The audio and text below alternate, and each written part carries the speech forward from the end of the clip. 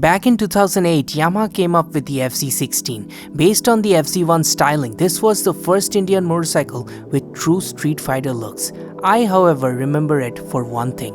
It replaced the thin bicycle-like rear tire of the typical Indian commuter bike with a wide 140 section tire, which improved grip and stability and gave this motorcycle a unique road presence. In 2014, Yamaha introduced fuel injection in the segment and cut back the power a bit to provide more mileage, as owners of the first generation complained about mileage. And now in 2019, we have the Yamaha FZ V3. And it's the first time Yamaha has introduced a single-channel Bosch ABS and a host of cosmetic changes.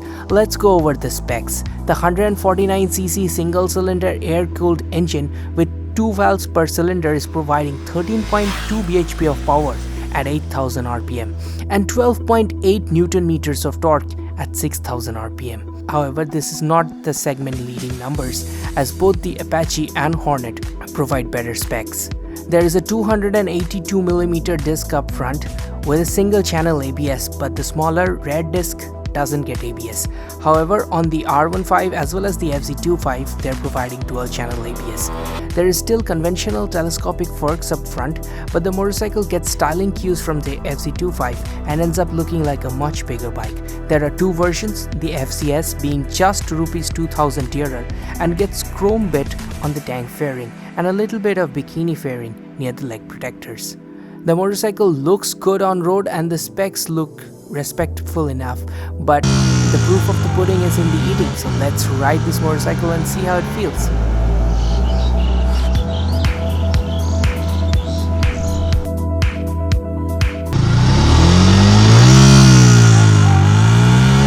Let's do this.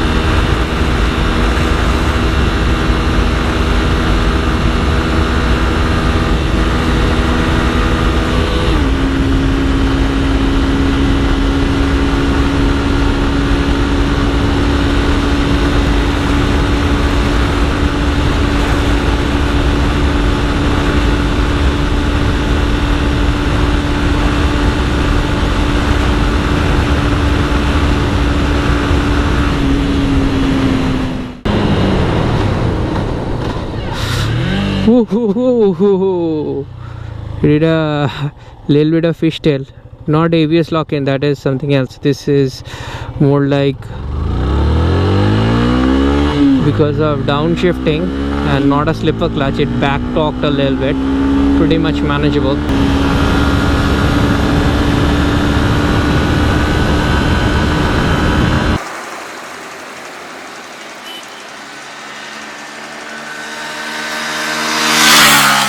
I wouldn't say I got extreme lean angles on that, but you have to take a few more turns. Actually, this corner can be done easily at 130 kilometers per hour, and this bike is not capable of doing speeds like that.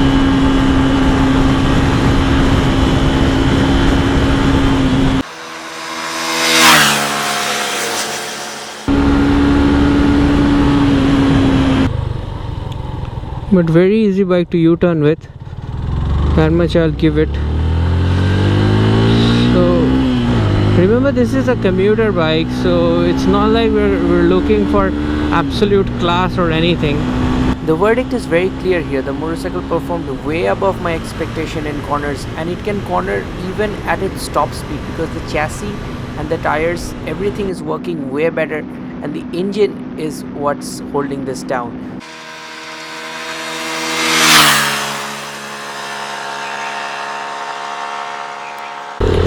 Starting up on the Yamaha FZ version 3. So this is the FZS version, just a few cosmetic changes, but what I really like about this bike is the handling. Yes, for a 150cc commuter, I liked it on the Hornet, I like it on this bike as well. We're going over a flyover, we can see how this motorcycle glides through the corners. It feels really amazing. Though the suspension is on the softer side, so you know, the chassis is really good. This bike has a diamond type chassis, and that's for commuters, I think that should be the golden standard. And riding through, I can tell you the throttle response is very much there. It's like you open up the throttle, it's zipping in and out, perfect coordination with the throttle. Feeling is perfect on this bike. Power, 13.2 bhp of power. That's not industry leading numbers. I believe the Apache 164V has better numbers, and even the Hornet, but that's not about the motorcycle. This is about the Yamaha's refinement. I've been already riding it for quite a while, and the Yamaha's gearbox is absolutely a gem. I mean, that's been there with almost all the other Yamaha commuter bikes that I've ridden, and if you consider the R15, that gearbox was a gem. I used to own that bike, the R15 V1, and what I was telling you is how nicely this bike does the corners.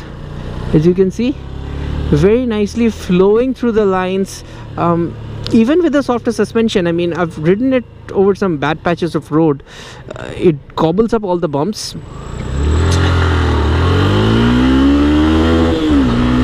And I think we shifted at about 9,500 is the limit, so that's where we're shifting, because we want to see what the top speed is like. I achieved 106 kilometers per hour. That seemed pretty nice. Yamaha has something about the power delivery which makes you feel, you know, right in the middle of the action. And with a lot of bikes, I've seen that even though the specs appear quite high on paper, when you're actually riding the bike, there's an amount of lag with the power coming in, and that kind of takes away from the fun factor. Like the KTM Duke 125, it has really less numbers on paper, but the bike has such good feeling that really adds to the riding experience. Let's talk a bit about the handling. Yeah, we're heading straight towards that barrier, and amazing handling on this motorcycle. I mean, even for a motorcycle with a softer suspension setup, this is doing really good. When I'm riding this, the throttling feeling is so perfect that riding it through the corners, it becomes that much easier. I wish we didn't have a red light so I could just flow it through.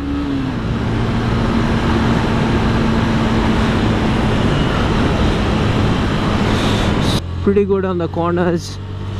That rare 140 section tire is giving me immense confidence. These are riding on an MRF Nilo grip zappers, 100 thickness on the front, 140 on the rear. Is doing phenomenal. This time let's do braking. As we saw, the braking was pretty good. This is a single channel ABS, 282mm single disc up front, and it's got that Bosch single channel ABS. So the front brake, in case you decide to lock up, does have that protection. Unfortunately, rear doesn't, but it's a start.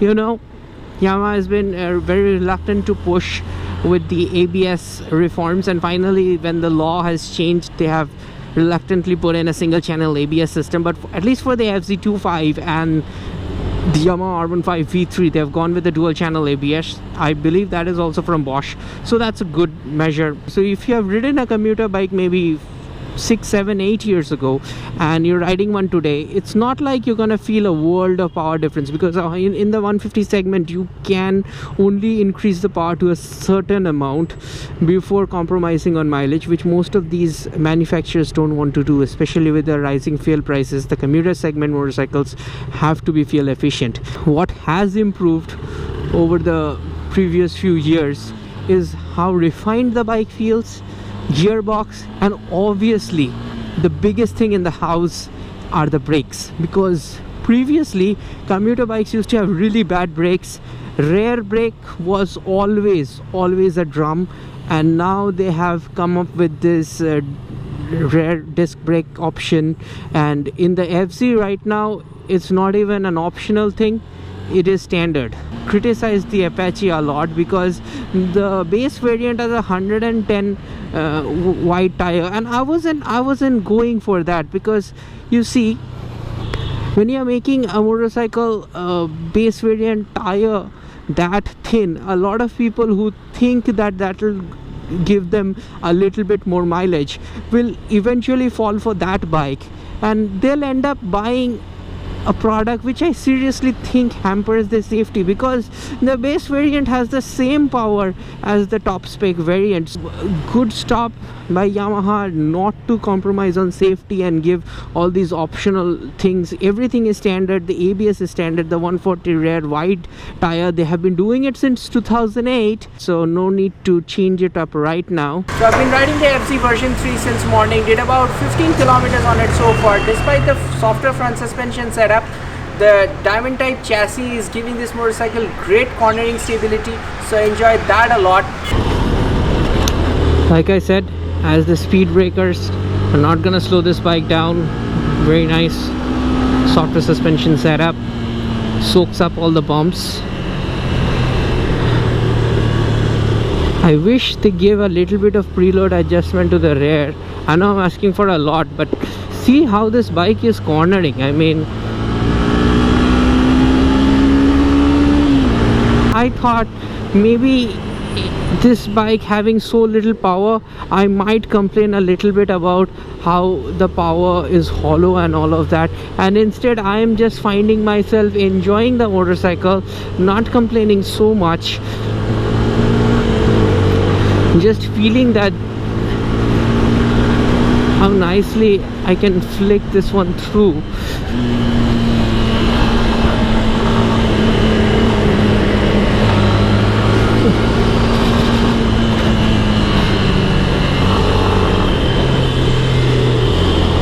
Through the corners. This is a funny bike to ride. Brakes are similar to what I felt on the FZ V3, and as this is a lighter and smaller motorcycle, the feeling from the brakes has improved. It feels even better. It has better stopping power. And what I'd like to tell you is the curb weight is only 137 kilograms. When I rode the Honda Hornet, I was mighty impressed by the Hornet CBS, because back then ABS was a dream, and I would like to say that Hornet CBS was very impressive because of its brakes, but I wasn't really happy with the power. It had good handling and even more stiffer suspension, which I like in handling, but maybe not for those who like comfort.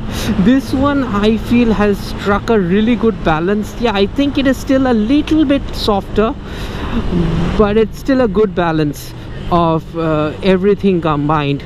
So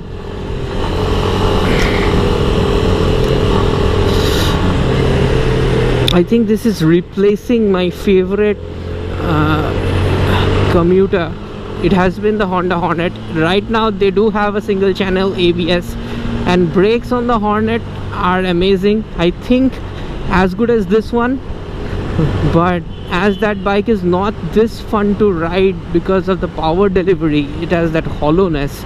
I haven't ridden the modern versions though, maybe they have fixed it. I'll try to get back to the latest Hornet and see, but I really doubt that. Yamaha, I feel, because of the throttle response and everything, is more enjoyable. It's got that blue core thing. I was expecting those meters options where they tell you where you're consuming less fuel, and in the eco mode that was there in the R15, and there's the VVA technology. Those are not here, It's just a blue core, which is kind of like giving you fuel efficiency at the same time respectable performance. So that a lot of people will take this bike as a very budget friendly tour option, and it won't really disappoint you as long as you're happy to cruise at 80 to 100 kilometers per hour and not go beyond that. Does the engine feel stressed at higher revs? I would say yes. Even going to speeds of close to 100, the engine is revving up to its limits, and it has a 5-speed gearbox, guys, so that 6-speed gearbox is missing. I believe if the 6-speed gearbox was there, it would have improved in the touring capability. If you're a parent looking at my review, I don't know if I have people like that, but if you're looking to buy your son a motorcycle, I definitely recommend this in the 150 segment. So we concluded the test of the Yamaha FZS version 3, and so far very impressed with this bike, so I'm going to recommend it to all of you guys. I couldn't really find much of downsides. Yeah, you can always complain about a few bhp more of power, but I know the Yamaha wants to deliver something which hits a balance between the performance and mileage ratio, and specifically with the current fuel prices, I can understand where they're going. I'm really happy with the motorcycle, so even with the lesser power you don't really feel it because the throttle response is very accurate. The motorcycle feels very nice to rev up, and that is why I feel that the Yamaha FZ will remain my top choice in this kind of commuter segments. Now if I have to compare it with the latest version of the Hornet or even the Gixxer, because all of those bikes also come with ABS systems right now. All of them come with single channel ABS, and this one also comes with single channel ABS. One thing to note is on Hornet or Gixxer, ABS is kind of optional. With the new laws coming in, I think they will become also standard ABS. This one however is coming standard with ABS, so the price of 1.2 lakhs, close to 1.2 lakhs, is including everything. I really like the styling. The tank looks really bulky and muscular at the same time without looking awkward or out of proportion. I see that they have given the headlights to be LED units. Early morning we tested it out, and the LED headlights are working really good, because on the FZ25 the LED headlamp was really bad, and one of my friends who was an owner, he had to switch to aftermarket lights. But this one, it is good. If you're still going to tour at night, probably you'll still go for aftermarkets, but at least for city or normal highway use, these headlights are working better. Pillion seat comfort, my cinematographer Amitav was riding pillion with me. I haven't personally ridden it, but the seat I can see is very cushy and it's firm at the same time. It's wide, so great pillion comfort, something that a lot of people have complained about the Hornet and the Gixxer's rear seat was too much short, and this one is kind of reminding me of Pulsar's, actually even wider than that. So great job done for seat comfort, especially for the pillion and the rider as well. The design wise, apart from that, it's mostly like the FZ25, a lot of elements coming into from the FZ25. I really like the alloy wheels design, and the bike, you know, it has a road presence. FZ's always had that thing, but with the new version, the refreshed design, they have still managed to keep everything pretty much proportional. So my top choice for commuter bikes right now in 150cc segment, of course the Yamaha R15 still is the king of the segment, but that's in a different pricing scenario. The FZ gets my full recommendation. Thanks for watching, and I'll see you very, very soon. You can support me on Patreon, and you can follow me on Instagram. Check out a few other videos about this motorcycle and other bikes.